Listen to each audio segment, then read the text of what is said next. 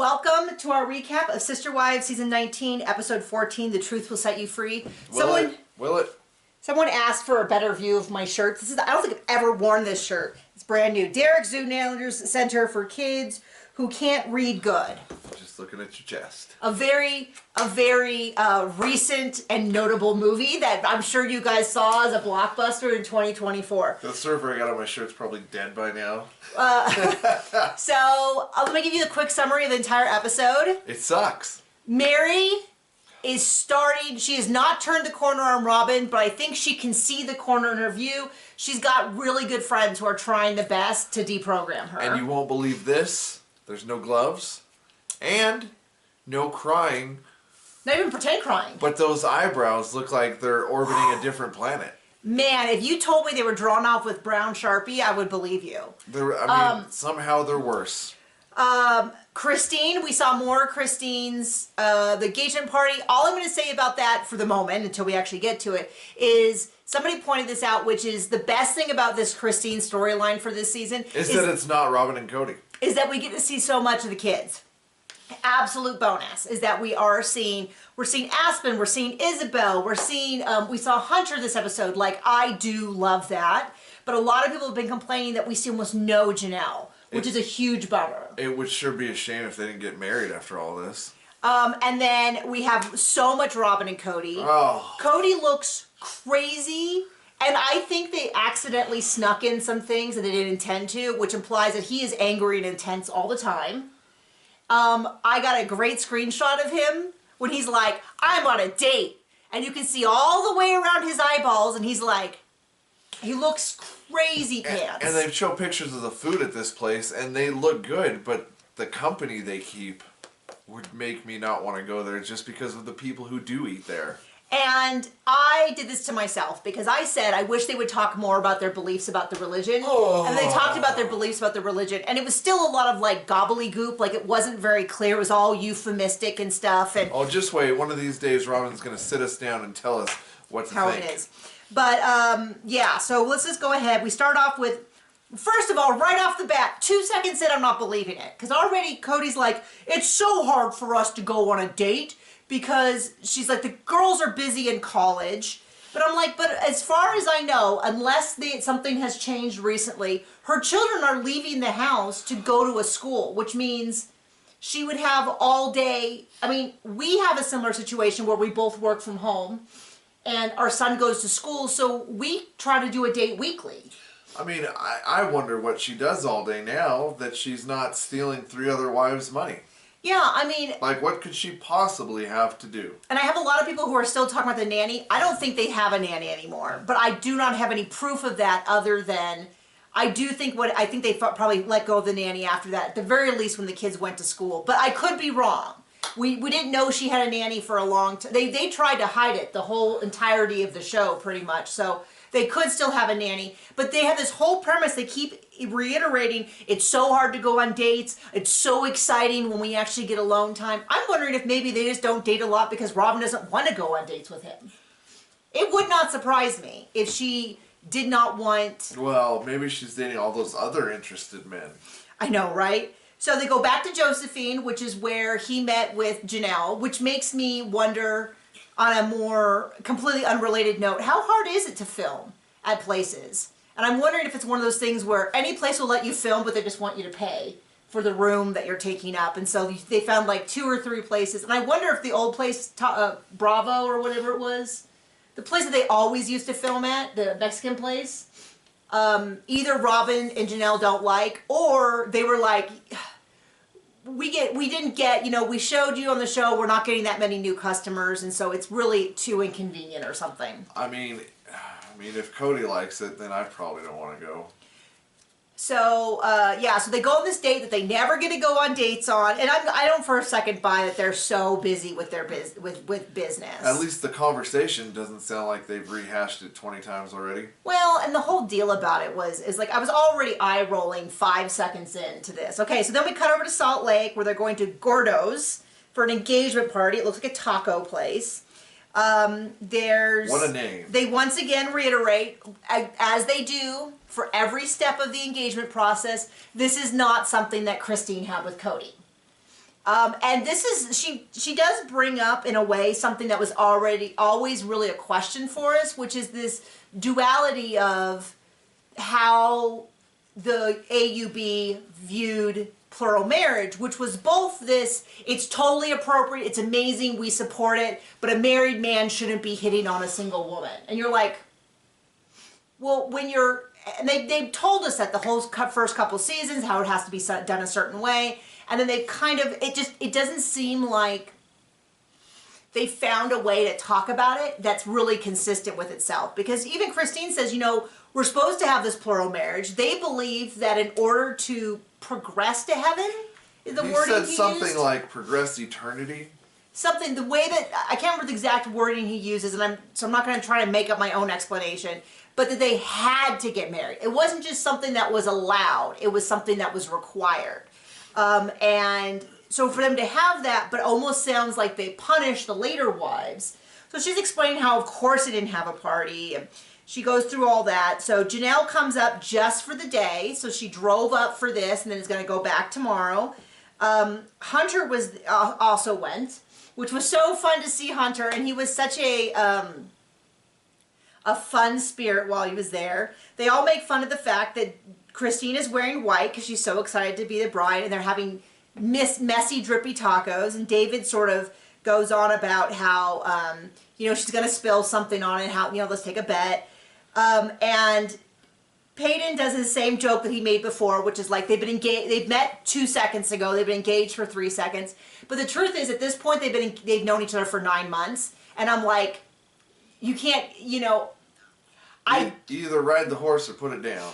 Well, it's one of those things where you go, I know all these interviews are done later, so it's probably just trying to look back, but 9 months now, we can no longer use the word fast. Like, I get that the first couple months were really super fast, but 9 months in, I'm like, oh, I was engaged in 9 months as well.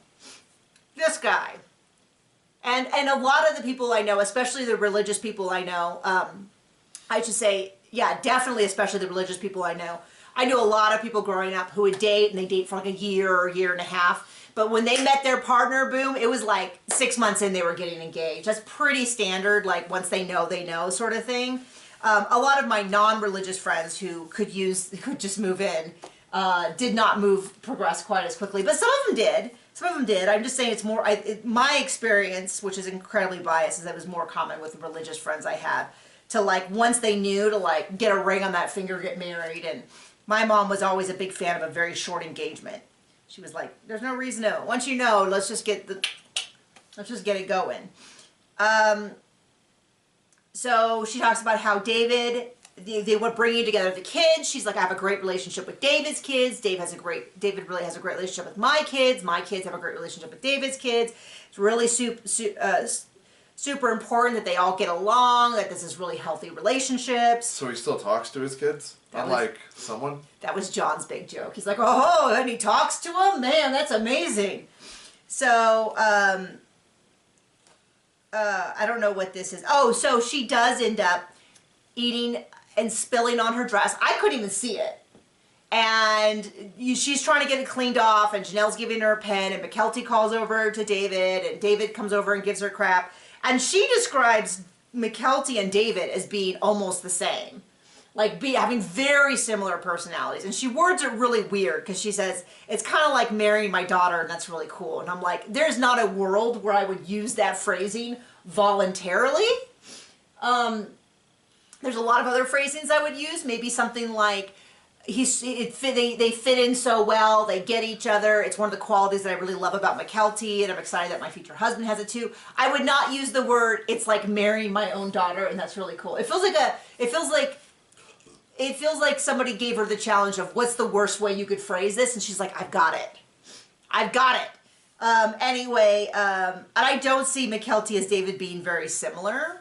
So maybe maybe she's like much chiller off camera, and he's more. It's nice that a mother loves their daughter. Yes, we'll go with that. We don't love her daughter, but you know. I don't find her compelling TV, but yeah, of course she does that. And I love this, which is Christine talks about how much she loves David, and she says, I did love Kody. I was in love with Kody, but I love David so much more. And I feel like that's all we're asking from Kody when he does this whole, I never loved them.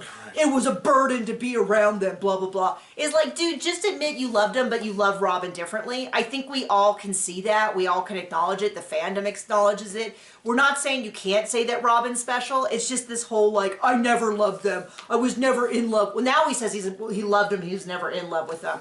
It's just ego protection. I don't buy it for a second. I almost do wonder if Christine knows that that's how we talk about Kody, and she's like, I'm not making that same mistake. No way. I also think it's just accurate. And then I love this scene, which is Hunter comes over and is like, huh, look at all that. That food looks really good. And it's a bunch of them sitting there, and he's like, huh. And then they're like, well, you can go get some. He's like, no, I'll just take David's. And I love it because to me, it's like so clearly an example of when they talk about, these are my kids, Janelle's kids are my kids. He clearly views her as a family member. He views her as another mother, a mother for another brother, or something like that.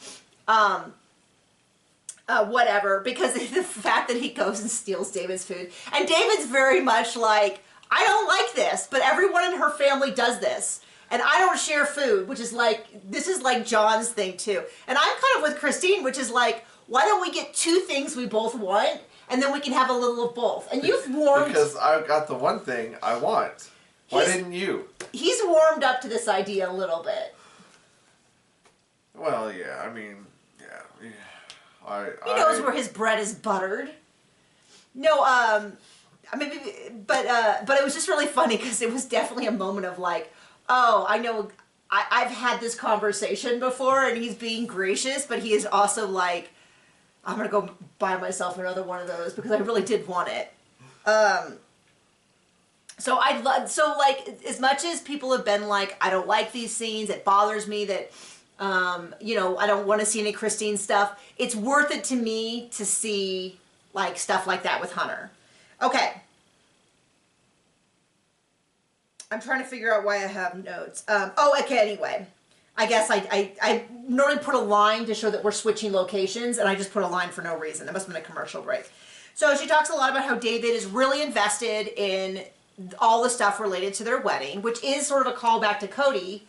This is the big thing, is if Kody had just acknowledged that he felt differently about Robyn and stuff, and left his family, he still would have been a jerk because he made a commitment. But it's the line about it that, no, it's no different, it's the same as everything, that I think really bothered a lot of people.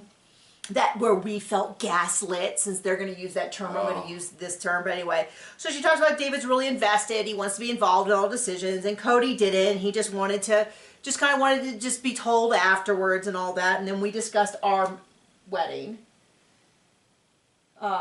which is all very fuzzy now. Told me I had to cut my hair because it was too long. Oh wait. No. Not me. No. That was Kody. No, it was funny as if we look at our wedding pictures, he does have a little bit of long hair. And he did not have, he was clean shaven. And the first time when we moved to Wyoming, there was a period of time where we were apart for 3 months. And as soon as I left, I lost all control of everything that was going on. Now I love his facial hair. He's had it for, I don't know, like 13 years or something. So I'm pretty used to it. It's like how I think of him. But it will go away occasionally. Anybody who watches the channel long term is always surprised. But every once in a while he gets sloppy and he like takes off too much and then he just shaves the whole thing. Anytime you see him with a vast difference in facial hair, it means there was some clipper accident behind the scenes. Supposed to be giving away my secrets. And they'll be like, oh my gosh. And occasionally they'll be like, he'll go completely bald. It's like, oh no, that was, because he does his own hair. Like he did his own hair and he went, Argh! And then he's like, oh, well, we're committing. So, to that. Okay, so then we cut over to Parowan, where Jen is begrudgingly going to Vegas with Meri. I love that they're having Jen go with Meri more. Because I feel like if it was just up to Meri, she would say nothing and tell us nothing. Yeah. And Jen, bless her heart, is like, no, Meri, you are not going down with the ship.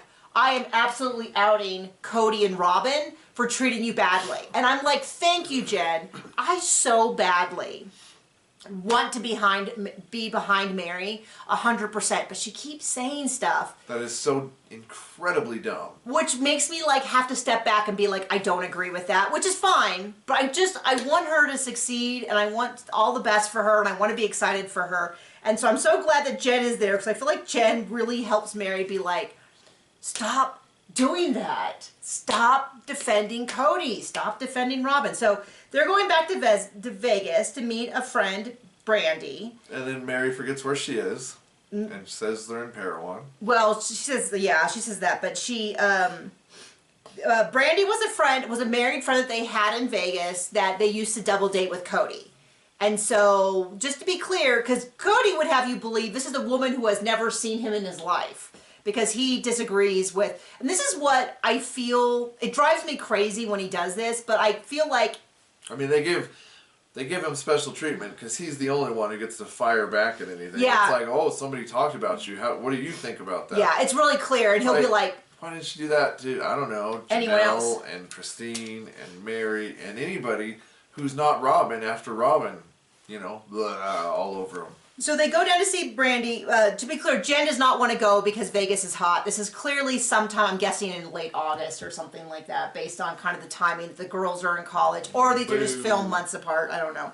They're going down to Vegas. It's really super hot. They talk a little bit about how Meri was so shocked when Jen first referred to Kody as her ex. Meri really is someone who is not very adaptable. She doesn't seem to adjust to change very quickly, because Cody's been her ex at this point for over a year since they had that Kody past discussion. And by this point, probably 9 months since her spiritual release, and she's still talking about it. Now, I get it. It's been 33 years. I'm not trying to dismiss how intense that is. Be real. It's been 22 years. Yeah, I mean, it's one of those things where you feel like they did not have a good relationship for 7 years. Okay, so anyway... So they start talking about the fact that she got this spiritual release, and after the spiritual release, Kody was like, I think this is why. Let me just make sure that I'm in the right spot. Well, okay, if I'm in the wrong spot, I'm in the wrong spot. Don't watch the episode alongside this and get this right. But I think what happened was that she talked about how he felt like he was being rushed with this spiritual release, and he's like, did you have someone on the side? And I'm like, if she did, it would be 100% appropriate. Everybody would be cheering for her because yay Meri, but it's because, I mean, I'm not even, they broke up. He hadn't just abandoned her like he did in Vegas. He had been saying on TV, I wish she would just leave, for years. And then they had the conversation at Coyote Pass where they broke up. And something like... That was really hard on Robyn. I know. 4 months later, she got a spiritual release. If after they broke up, she had a man, it would be 1,000,000,000% appropriate. So this idea of like, how dare he make this accusation? It's like, yeah, how dare he make that accusation? But even if it was true, you would be 1,000% in the right. You were legally divorced. You had the divorce discussion. You had several conversations after that. You told him you were getting a spiritual release. And then for the nerve of him to say, woo, woo, woo, woo. Sorry. I can't. That's exactly what he said. Yep. Exactly. And that's being intellectually honest. Okay, so we get back to Kody and Robyn this date. First of all, man looks insane. Looks exactly... I did a TikTok with all the images of him, because he's like, we're on a date! And it looks so insane. So they're like, it's funny because he will use any phrasing other than, I had a divorce. My wow. He's like, the experience of family members moving on. And it's like, you mean when you... The kids he completely rejected. Well, and the wives? Like, he acts like it was... I mean, that's his whole framing. The way he talks about those other wives, they're almost not human, so... The way he talks about anyone but him and Robyn is insane. In fact, the way he talks about Robyn is kind of insane. Yeah. I made fun of him last week with the whole, I have a wife who... And he always talks about her so oddly, as though maybe we don't know who she is. Instead of just saying, Robyn and I are doing something, he's like, I have a wife who... And you're like, okay, whatever. So then he goes into very, very vaguely his feelings about the AUB. And I find it very odd because, and maybe I am out of touch with how people talk about religion. That's totally fair. But he isn't talking about his doctrines or his belief about the world. He seems to definitely be taking this point of view of, I have picked and choose through what I believe, and I don't want anybody else telling me. And I can't, I'm not trying to disagree with him, other than I know that his entire system is around making him right and having no accountability. In which case I go, okay, well, there's no law against that, but you're not going to get me on board with what a great spiritual man you are, when it seems like your whole basis of judgment is, how do I make it so that I'm right in every situation, retroactively? Like, not like I have a system of, like... You just say I never loved them, ever. Well, it's like, I mean, a lot of people who aren't part of structured religion, who have a very clear set of ethos that they try to hold themselves accountable to. And the hold themselves accountable to part seems to be the part that Kody wants no part of. No part at all. So they kind of go about, she explains, and I don't for a second believe this is the first conversation they've had, but she explains how the girls want to go to church and they've really asked her to guide that process. That is not exactly what we saw on TV. That's not what we saw. And a lot of people have been very confused by the fact that they're adults and they're asking Robyn for permission. And I kind of feel like with mirrored cry faces. Well, there was no part of that surprised me. Not in the least bit. I have no doubt, and Kody has said it many times, with the boys, which is they definitely, at least Kody has the attitude of my house, my rules. I 100% believe that there's a certain amount of, if we upset Kody and Robyn too much, we would have to leave. Yeah, maybe. And he said that two whatevers ago, he made a big deal about how his kid's going to stay in his house with Robyn because they follow the rules. So when people were confused by the fact that they're adults, I go, I understand what you're saying. In general, if we were talking about people over 18. Right. Does not in the least bit surprise me that over 18 adults in Robyn and Kody's household are held to this standard. And the conversation that we saw between Robyn, Brianna, and Aurora didn't strike me that they were asking her to lead the process. But that's definitely how she views it. So that's interesting. Kody would be interested in them going back to the LDS church.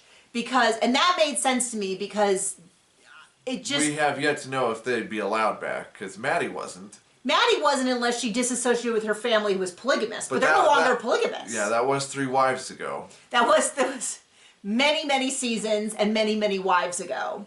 And I think he would be very comfortable denouncing polygamy. And I think he would do it under the guise of, because those women be blankers. You know what I mean? Like, he was perfect at it. But it doesn't work because of women. But he doesn't want them to go back to the AUB. He describes the AUB as being a bunch of people who are kicked out of the LDS church. And then Kody describes it as he has a phobia or fear of churches. And I think there's probably a lot of people who agree with them. It's just hard for me to have an intellectual discussion about Kody's beliefs about religion when we know that so much of it is really about a lack of accountability. He just doesn't want anyone to tell him that he could be wrong. And he said, I mean, what's funny is he goes on and on in this episode about how him and God are in such a great spot and he prays all the time. But it was like not even 4 episodes ago where he was like, God and I really struggled with God and at 2 a.m. And I was like, He just changed gods, honey. It's his wet pencil in his pants. I know, right? Yeah, so then we come back to Meri. This is where the spiritual release was. And then she goes into a lot of detail about this text that she texted him after the release. And Jen's like, it's a really good text. And I'm going to be a little bit critical. You are welcome to disagree with me. The text that Meri read to Kody after the release felt very fawning to me. It was... Like, I felt like a really good text would have been like, I just want you to understand that I have been granted a spiritual release. And if you have any questions, you can call the church as well. But instead it was like... She put the P in pathetic. Well, it was just a lot of like, and I'm so thankful for this life and all this stuff. And I don't feel like it came from a gracious place of like, I've moved on, but I'm still being kind. It felt like it was coming from groveling. A place of like she still held out hope that she wanted a kind moment from Kody. And it just really frustrates me because he's treated her badly for so many years. And I really want people to understand it comes from a place of like, I think she deserves better. And so when she defends Robyn and she defends Kody, and I go, well, then we are on the same side of this argument. Because I think they treated you like trash, and they've treated the children that you say that you care about as trash. And so when you stand up for him, it really feels like it's a spit in the face of the children and all that. Anyway, so Robyn talks a little bit about how Kody was so involved in their church when they met, and then our church was so bad to us. And we do hear a little bit from Christine where she talks about how when they went public, the church leaders didn't really understand it. And I'll tell you what, if they wanted to make the AUB look bad, the show Sister Wives definitely made the AUB look bad. You know what I mean? Yeah. And so I get why the AUB didn't want it. Now I think that the blowback is well deserved. To be more specific, Robyn and Kody. Yeah, but it also doesn't make the act of polygamy look that great either. The whole show, I saw someone say this yesterday, and I've said it before in other ways, but I thought it was really good, which is basically the whole premise of the show is that the AUB was good, that polygamy marriage is fair, or that love could be multiplied, not divided. And all the show did was show that in fact love is divided. That when you have 4 people, that somebody gets a big piece of the pie and everybody else's gets shortchanged. Well, and also rummages through everybody's closet. Yes. And takes their money. So. And husband. And time. And then Meri's like, yeah, they told us it would be this TV show would be the demise of your marriage. And then she kind of makes this face, which I think meant, well, I guess they weren't wrong about that, but she didn't say it. And then Kody, when his criticism is the AUB told him to cut his hair. Now, as near as I can, first of all, so has everyone on Earth. Secondly, what hair? Based on the context in which he said it, which is I believe he was saying they wanted him in a bigger leadership teaching role, and they told him to cut his hair. Yeah, that's a bunch of that's a bunch of crap. But also I go, he didn't mention this all those years. He talked about how great the AUB was, how amazing it was. He didn't have that criticism. So now to pretend 19 seasons later that that's his main, I kind of feel like. I've had people in church leadership say some dumb stuff to me, and I didn't throw away my whole religion over that. Maybe I left that individual church, but I don't know. But they have a little different structure in that with Protestantism, we don't have like a central figure that gets to determine that. Like I can get excommunicated theoretically from a church, and I could go to a different church. And they'd be like, oh, I'm sorry, that denomination kicked you out? Okay, well, that has nothing to do with us. And how many spouses do you have? No. Especially if you go to a non-denominational church, which is usually Baptist-like, but anyway. So then they cut over, and I actually think this scene, which is very, very short, kind of gave away the whole plot. Which is Aurora and Brianna are talking about. They're talking about how talking with Kody about religion, people prefer to talk to Robyn. Well, he says my kids prefer to talk to Robyn, and I think he specifically means Robyn's kids. The favored ones. Because Cody's really intense. And what I kind of read through it is that he's actually kind of a scary, intense dude. Like the dude that we see on TV going, I love my family. They're amazing. I have a wife. I have a wife. Like that dude is a very good indication of who he is day to day. That this angry man who's walking around ranting about the world is who they get at home. And those tense scenes of them hanging out as a family where I'm like, everyone they don't look miserable, but they do not look relaxed. And so Aurora and Brianna are talking, and Aurora's like, he's just really intense, he's really unfiltered, I appreciate that about him. And I kind of feel like I have seen people who've been in these bad relationships with someone who is really draining them, and they talk the same way that they do about Kody. And I'm just saying that I kind of feel like they accidentally told us a lot about what Cody's like at home, which is that he's just kind of this angry dude all the time. And if he's on the manosphere all the time, and he's on the internet all the time, like that is not, I've never met someone who's like, I spend a lot of time on the internet and I'm better for it. Like when they're really truly honest. And we even had a discussion in our own household where if I'm like on the internet too much, John's like, I think this is really, like this is a lot. Like I think you maybe should like watch a TV show, let's do a puzzle. And like I'm usually like, no, you're 100% right. We have the same discussion, which is like, there's just too much of that it just is not your best version of yourself. Okay, so I'm not trying to make this into just them thing. I'm saying I think it's true for most people. And a lot of my coaching work talking about like the effects of being around social media too much, and most people are like, yeah, no, I took a week off and I feel much better. I cut it out on the weekends. I don't do this, and it's like we're a better version. Okay. So we cut back to Meri, and she talks about the fact that after Meri sent this text, Kody called up and he was really mad and he was really defensive, and then she and she's like, and a lot of this is really good because she's saying things like, hey, I'm not going to talk to you if you're like this. I don't have to talk to you. We're no longer married. But then she says, and this is what frustrates me so bad, is she's like, I saw all three of them go through this divorce for the past couple of years and they were not on their best behavior. And I'm just like, why are Janelle and Christine relevant? First off, like it just feels like an unnecessary throw them underneath the bus moment. Secondly, what are you talking about? Because tell me now, here's the deal. One, normally you would say, well, you don't see everything on camera. I don't believe for a second that Meri saw very much that wasn't on camera. I mean, when we're talking about Christine leaving and Janelle leaving, I think Meri was only present when the camera was there. Because even Janelle was like, I don't always know what's happening between Christine. So I think the only thing Meri knew was what Kody told her. And the fact that she would believe that is just asinine to me. And then also it's like, I know she was there for some of Christine's breakup conversations, and boy did she try to, remember when the knife and the kidneys fight? When Meri was like all excited because Kody asked her to weigh in, and I was like, and then she was like, yeah, I'm really glad that he's chewing out Christine. Like, I would not bring that up, Meri, because I don't think many people took your side in that moment. Thirdly, so then it's like, well, what did you ever see of Janelle and Cody's breakup? So how dare you start saying that Janelle did get a response to that.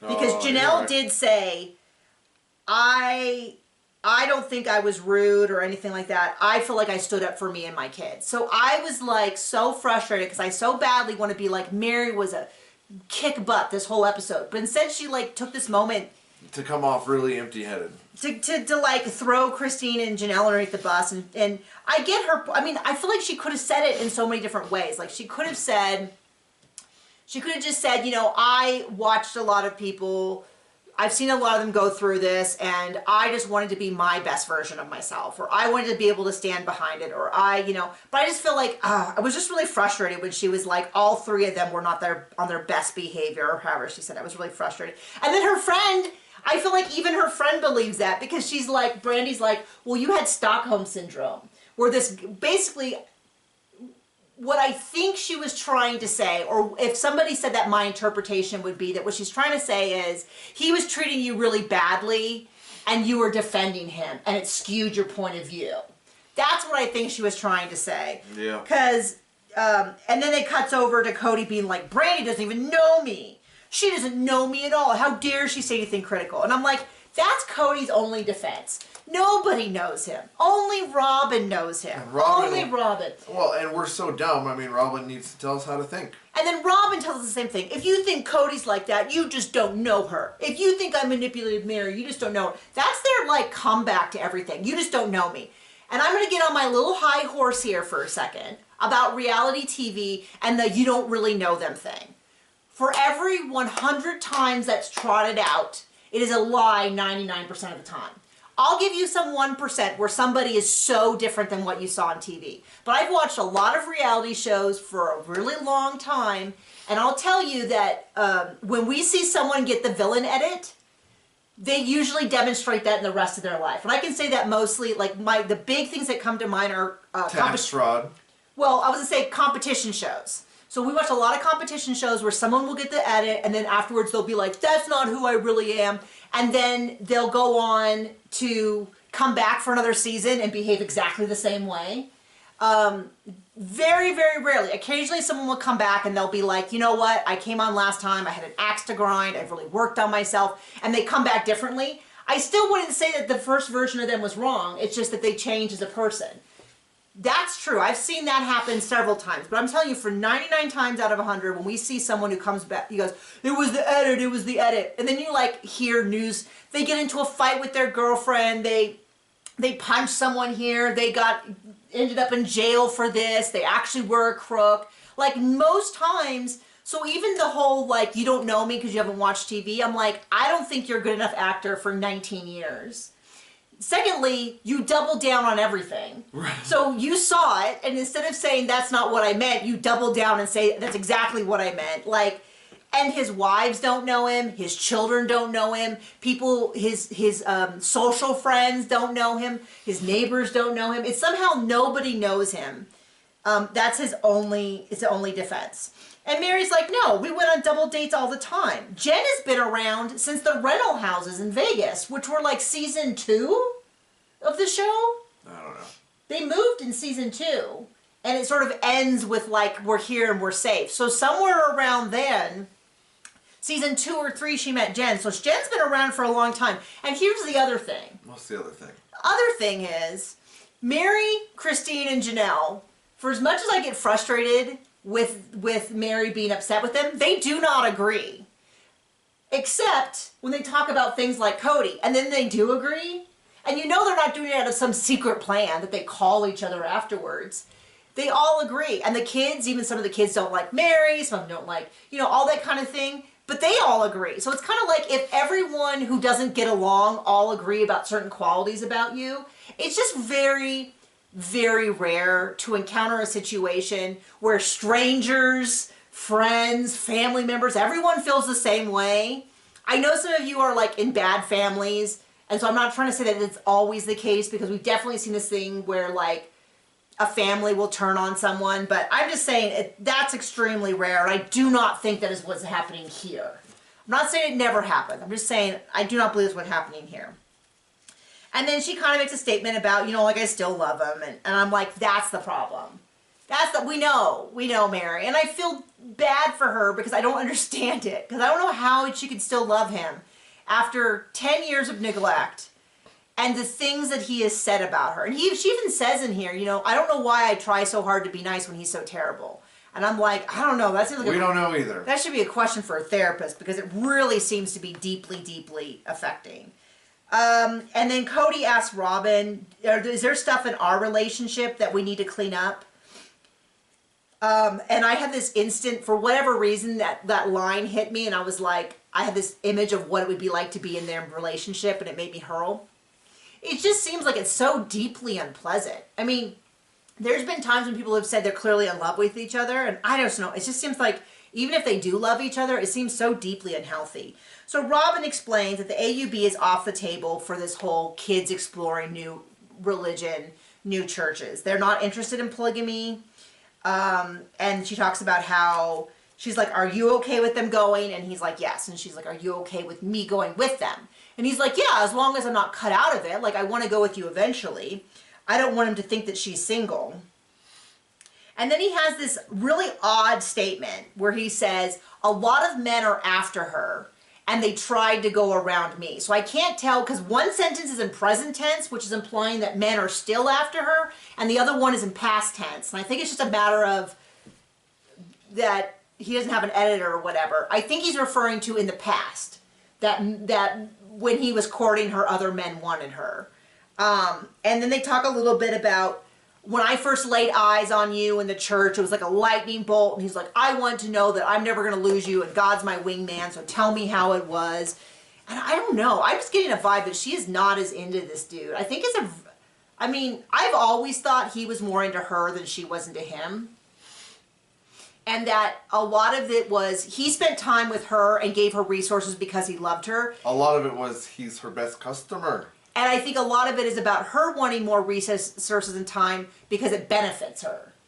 I think that's kind of what it is. And I'm a little confused because on the show, we've heard many different versions. Because I thought, you know, they originally at one point, kind of implied that Meri saw her across a crowded room and told Kody to go dance with her. And Kody was like, oh no, she's divorced. But this version was that and I'm not saying that this is inconsistent. I'm just saying that it feels like they explain when they first met multiple different ways. So this is that she was at church with her cousin. She saw him across the church. They had this lightning bolt stare. And then a month later, I don't know if it's the same cousin, but she met Meri and Kody on the grass, the lawn of her cousin's house. And they didn't even mention the dance, which is what they have also in the past said that Meri really encouraged him. And I think which part of it that they mention depends on what the moment is in the story. What they want us to believe now. So she's like, oh, there's a lightning bolt and all that. And then he made this comment about like, oh yeah, well now I'm totally mate guarding. In terms of like the idea that he would want to go to church with her. And I was like, I have never heard a version. You don't spend enough time in the manosphere. I've never heard that phrase before, and it was the least sexy version I've ever heard. One of my favorite tropes to like observe or be around or watch in movies or read in books are like the guy who's obsessed with his wife. Same the other way. Like it has to be equal. But you just don't see it as much. It's more, you normally kind of see like on sitcoms and stuff, they'll like, this old ball and chain. I always, whenever I like encounter someone and they're like, oh, I just really love my wife. I'm like, oh, okay. I like this vibe. I do not like that. I found it super, super crazy creepy, right? Like mate guarding. I don't know. There's something deeply unsettling about the way they talk about marriage with each other. So then he's like, oh baby, I want you to show off the ring. And I have a video of this, of the ring. And yes, it's the same ring that we saw in the tell-all, but likely the tell-all was filmed around this time. So some people are like, oh no, she's had this ring for a while because we saw it in the tell-all last year. Well, remember the tell-all was filmed almost 2 years after, anyway. So so I don't know how long she's had this ring, but the tell-all, this is fall 2023 and the tell-all was filmed fall 2023. So anyway. So he shows off the ring, and what's interesting to me is that Christine's ring, from you remember, has like 3 different bands and 3 different colors. Robyn's ring has 4 bands that all intertwine. And that is not, I mean, I'm not saying I've never seen it. I'm just saying it is not so popular that every wedding ring that you see now is done that way. Now, the stones along the band is everywhere. You see it on tons and tons of rings. I make jewelry just for fun. They're not particularly good. I only do silver because I don't have all the equipment to do gold. That's like way beyond but I do that, and I have in college I studied geology, and I've collected minerals and gems my whole life. And then I have most of my gemology degree, which is like kind of like a culinary degree, and then you go and you get this degree. So I look at jewelry all the time, just for fun. I'm not an expert in it, but I look at a lot of rings. I probably, my entire advertising, like if you watch this video and you start getting jewelry ads, I'm sorry, that's probably my fault. But I look at tons of jewelry all the time. And so I kind of know what's in style. And the halos, which is like the rings around the stones, the eternity bands around it, super, super popular. But the multiple strands, it's not trending enough to where I go, obviously they got similar rings. No, it was just another asset. It's just weird that they somehow ended up with rings that are pretty similar. She has a square diamond, Robyn does. I think it's actually 4 square diamonds to make up a bigger square diamond. We couldn't see. But I couldn't see it well enough, but it did look like it could be that, just because of how large the flat area was. If it had been a single one, that the table would have been smaller. I don't know, but I think that's odd. You tell me your theories. A lot of people are saying that they think that she saw Christine's ring and was like, I need a bigger, fancier version of it. Would not surprise me. But anyway, so let's show off the ring. So we're back to Brandy.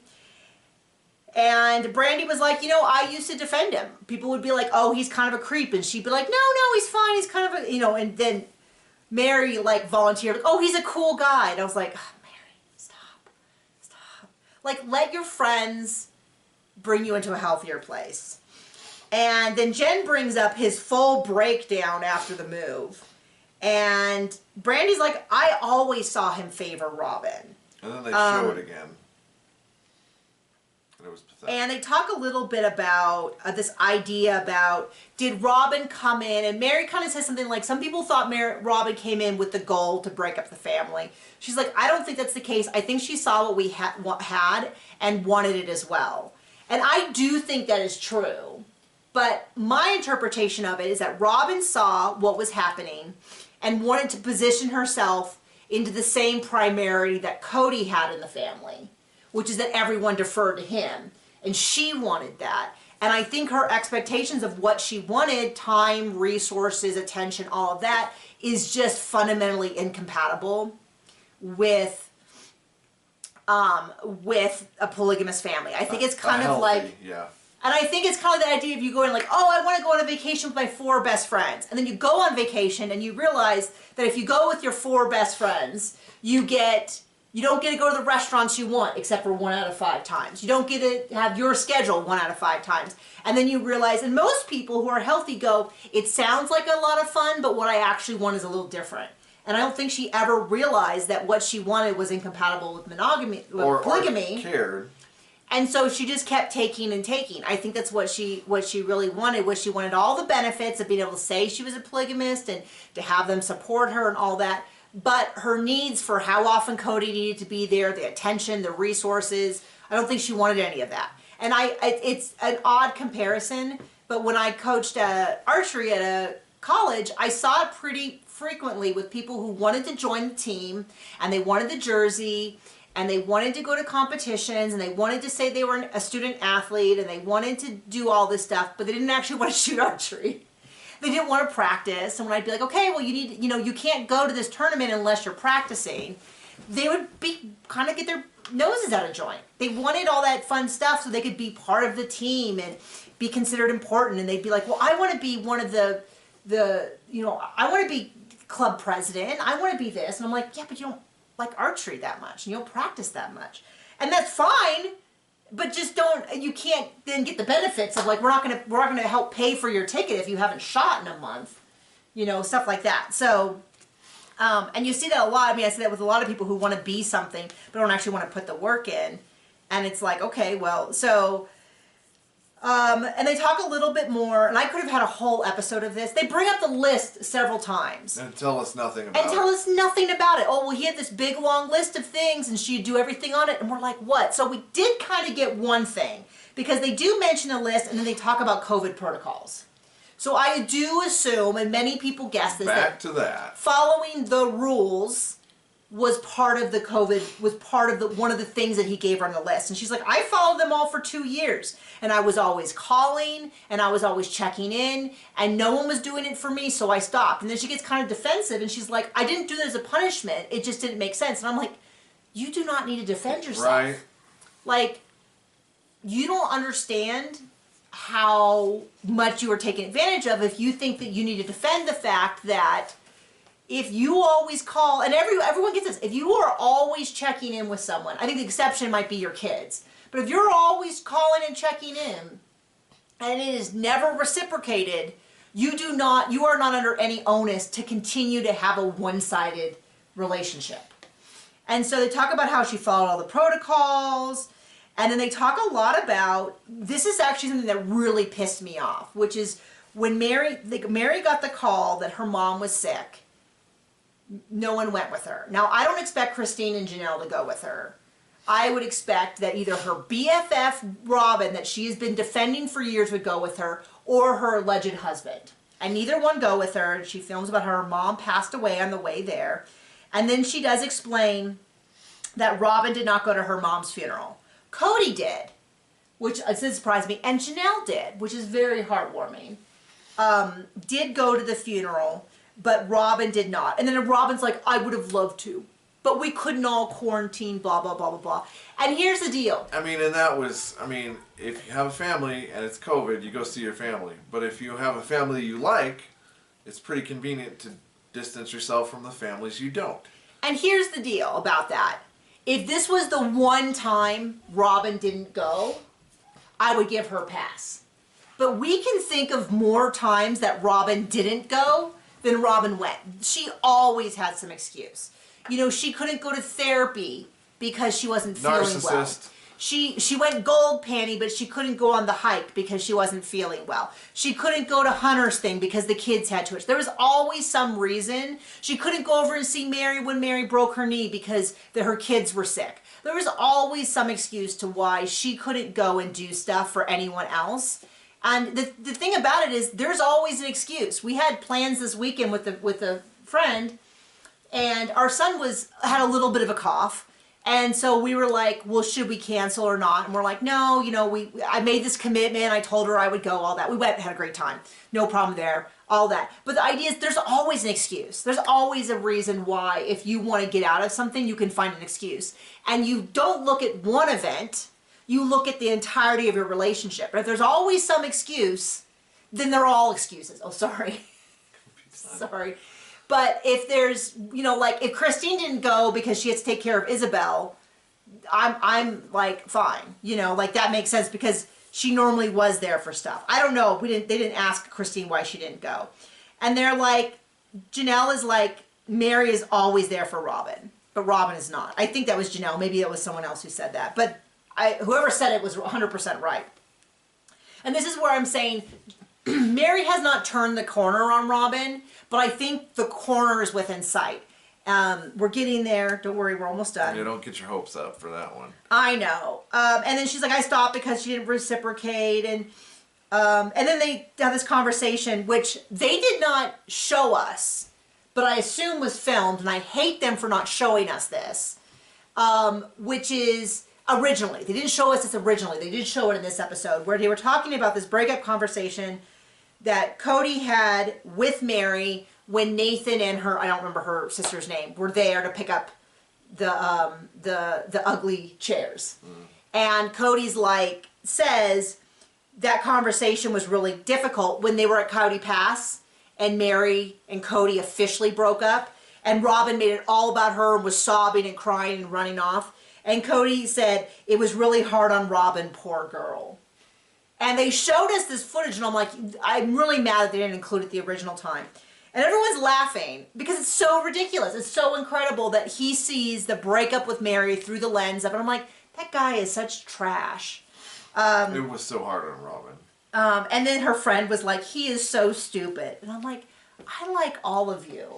All of Meri's friends. And I will say, if there's any doubt about the quality of who Meri is, you just have to look at her friends. And I think that's a really big indicator. When you look at who people are surrounded by, if everyone they're surrounded by is trash, which I can tell you Kody is. Kody, there was a guy who like strangled his wife, and Kody was like, I'll go be a character witness at court.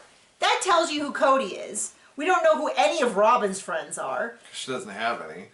Janelle, we don't really see very many of Janelle's friends, but we do see how great a relationship she has with all of her own children and Christine's children. And then we see Meri has great friends. So I think that whatever issues Meri, my frustration with Meri and Christine and Janelle and Kody and Robyn, it seems like that's a big issue. Outside of that, she seems to have incredibly healthy, amazing relationships. They go by the cul-de-sac. It's the same thing. They're looking in through the gates. Okay. It was as silly as when Kody did it. Yeah. But whatever. They felt like that was compelling footage, so we saw it. Everybody talks about, you know, I'm with Janelle. Janelle's like, I never wanted to go back. I feel the same way. I'm fine. I don't like going back, all of that. Christine's like, I went by once. It's so different. Robyn's like, I've gone by. She's like, I do wonder if we would have stayed together. That family was doomed for a long time. But I do think the move to Flagstaff accelerated things, and so did COVID. And so did Robyn.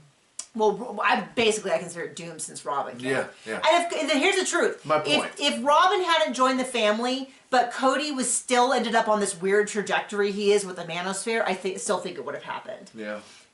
So anyway, we have all that. We have next episode, which looks terrible because our big sneak peek that we have, one, we see Christine's wedding dress, which, okay, whatever, is that they're talking about how all these accusations about Robyn and Robyn being like, I feel like I'm being gaslit. And I'm like, if I have to hear one more but these unfair accusations because nobody's fought for this family like Robyn. I'm gonna die. Okay, thank you. Join our Patreon if you want. And I have a book listed up for pre-order on a few different places called The Corpse with Four Wives. The Corpse with Four Wives. Sorry. You've been talking too much. Bye. No, you can go. You can go. Okay. With Four Wives, which is loosely based on a family you may be familiar about a guy who has 4 wives and is murdered, because I write murder mysteries. So you can grab that. It's actually book 5 in the series, but if you start now, you could read all 5. You could read the other 4 before the new book, or you can read it standalone. We'll see. There's that. I'm trying to think of what else I'm doing. I think that's it. I have a lot of murder mysteries. If you like murder mysteries, they're available. The ebook, I think this ebook right now is free if you want to download it from your favorite digital vendors such as Amazon, Barnes & Noble, Nook, that's the same thing, Kobo, Google Play, iTunes. It's available there. You just search Nikki Haverstock. All my books come up. I usually have one of them for free, so you can just, if you just wait long enough, you can probably get the whole backlist for free. I have audiobooks on a YouTube channel in the link below. Yeah, I don't think we have another episode next week. I think according to the schedule, we do not have an episode on December 22nd, but we will find out next week because sometimes the schedule is wrong. So we'll find out. So thank you for joining us. Bye.